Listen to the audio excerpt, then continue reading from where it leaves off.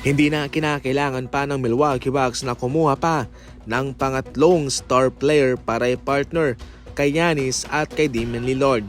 Para mismo kay Carmelo Anthony, sapat na ang samahang Dame at Giannis para manalo ng kampyonato. Para kay Melo, marami silang mga manalarong makaka-execute ng kanilang pinaplano. Ang malaking problema lang kasi kay Dame at kay Giannis ay hindi masyadong solido ang kanilang koneksyon. Yun ang kanilang kulang, chemistry, yung kanilang katatagan at panahon para magawa yun.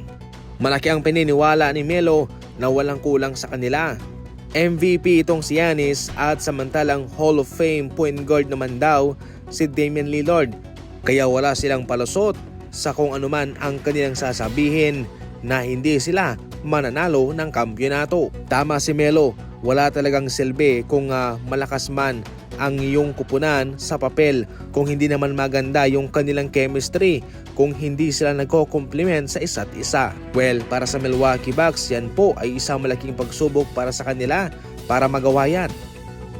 Free throw talaga ang kalakasan at kahinaan nitong si Shai Gilgeous-Alexander.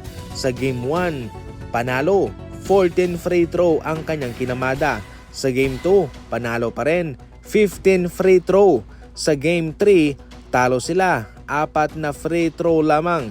At sa Game 4, panalo, 14 free throw. Ito huy nagawa na ng solusyon ng NBA. Pero ngayon marami ang nagtataka kung bakit patuloy pa rin nakakalusot itong si Shai Gilgeous-Alexander. Na syempre bawal naman talaga na ikaw mismo yung gagawa ng paraan mo para makabingwit ng foul. Pero sa totoo lang ay wala talagang kasalanan itong si Shai Gilgeous-Alexander. Ginagamit niya lang ang advantage na yan para sa kanya at para sa kanyang kupunan. Kung walang gagawing aksyon ang mga official, ang NBA, ang mga referee patungkol dyan, siguradong magpapatuloy pa rin yan. Sa ngayon nga ay maraming mga biroang nagsisilabasan na hindi pa raw kontento itong si Kome Adam Silver sa 3 referee sa isang laban sa playoff. At sa mga laban pa raw ng OKC ay dadagdag pa siya ng 2 referee para maging 5 para matulungan pa raw itong si Shai. Nako, parang nafo-frustrate na nga rin ho ang mga fans ng Minnesota. Suportahan ninyo. Napakasimple lang, pipili ka lang dyan. At heto po ang ating mga laban sa ngayon. Talpa ka na, kampihan na, bakba ka na. Huwag kalimutan ang promo code. Sa mga first timer dyan, malaking bonus ang naghihintay sa inyo. Dito ka na.